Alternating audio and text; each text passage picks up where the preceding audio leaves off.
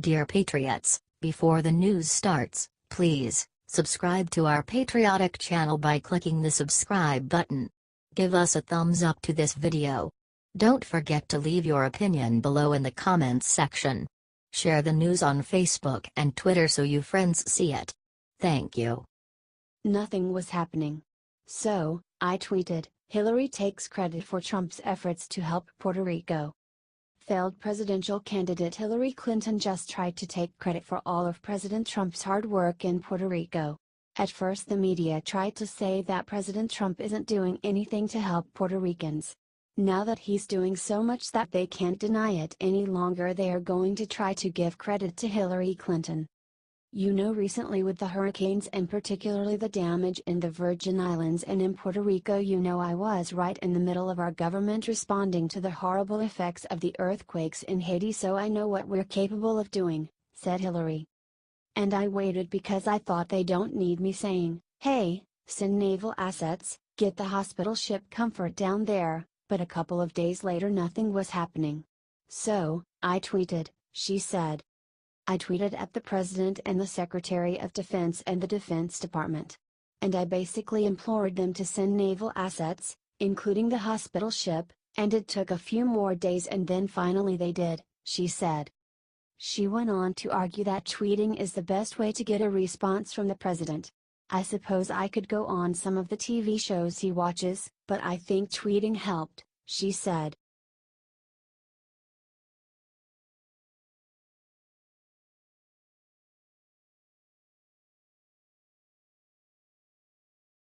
Chris Matthews just said gun owners are just like the North Vietnamese, it's disgusting. In the aftermath of the Las Vegas concert tragedy, liberals have been shooting themselves in the foot, so to speak, with the hysterical way they have tried to politicize the event and push for laws that will restrict Americans' Second Amendment freedoms. MSNBC host Chris Wallace most certainly did not do Democrats any favors when he made a ridiculous parallel and claimed that advocates for gun rights are just like the North Vietnamese in the Vietnam War.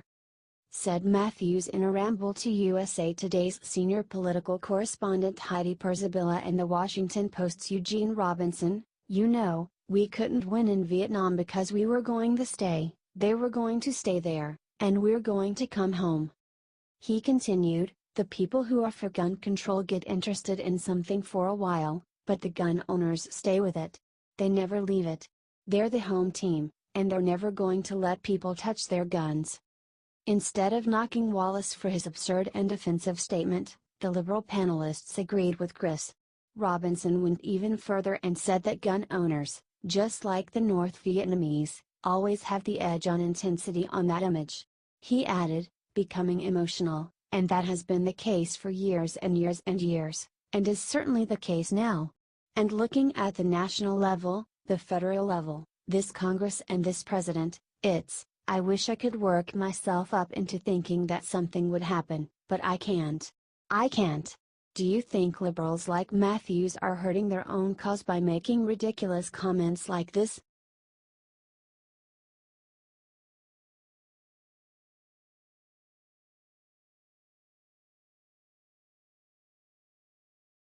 Rachel Maddow just said who her favorite Republican is, it's last person you'd expect. It's not news that MSNBC host Rachel Maddow is an odd person. She graduated from Stanford University and then was selected to be among only 32 American students to be a Rhodes Scholar and go to England's Oxford University. Instead of using her brainpower to make real change in the world, Maddow decided to become a tacky host on the most liberal-biased cable news station. Lesbian Maddow is a hardcore Democrat and wastes no shortage of breath railing in the most partisan, thoughtless fashion against conservatives. However, she recently made the surprising choice of naming for Variety magazine who her favorite Republican is. Scribbled Maddow in her article as part of the magazine's New Power of New York list, the country is still bewildered today by the transformation of the swaggering but stalwart conservative GOP of the Bush-Cheney era in less than a decade into the braying, cursing, handsy, brazenly corrupt know-nothingism we're living through now. She then singled out fellow MSNBC host Nicole Wallace as her favorite Republican, saying that she is one of the few Republicans who operated at the highest level of Republican presidential politics who saw the transformation coming. Maddow, who has no military background and has no business talking about patriotism, then said, "Nicole is a deep red Republican, and a loyal conservative, but she's a patriot first, second and third." What do you think about Maddow's choice?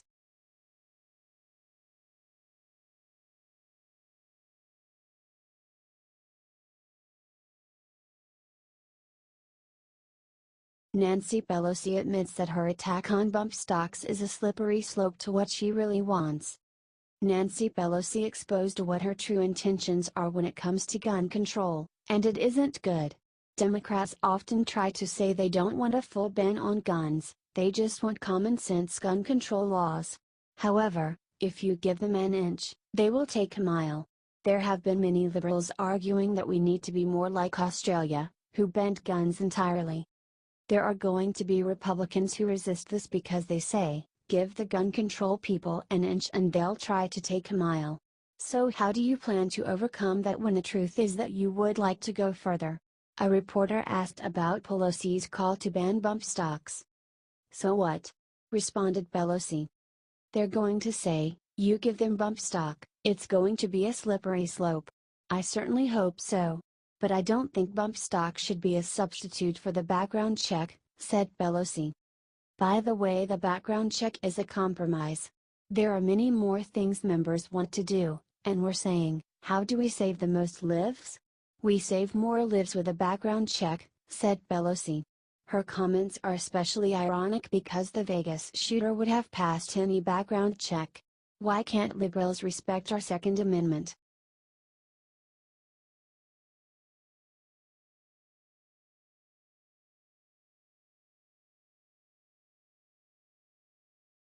And Coulter eviscerates Washington Post for saying they are relieved Vegas shooter was white. The mainstream media has been celebrating that the Vegas shooter is a white guy and not a Muslim. Whenever it is a Muslim, they preach to not judge all Muslims based on the actions of a few.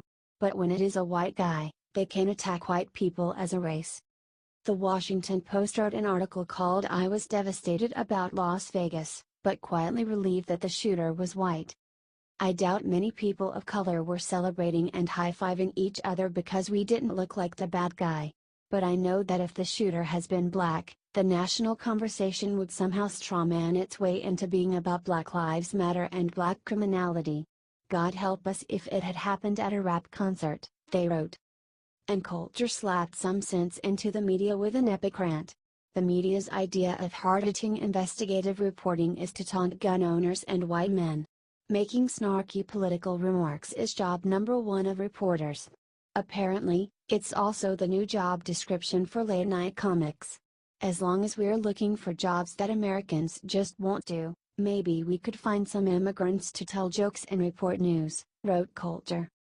We're getting a lot of smirky, celebratory headlines, like these: America's white man problem, how America has silently accepted the rage of white men, the white privilege of the lone wolf shooter.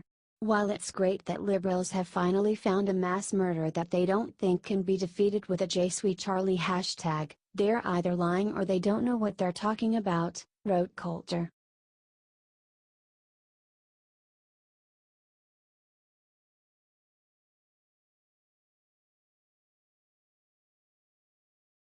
It only took 4 words for James Woods to crush Jimmy Kimmel after emotional anti-gun rant.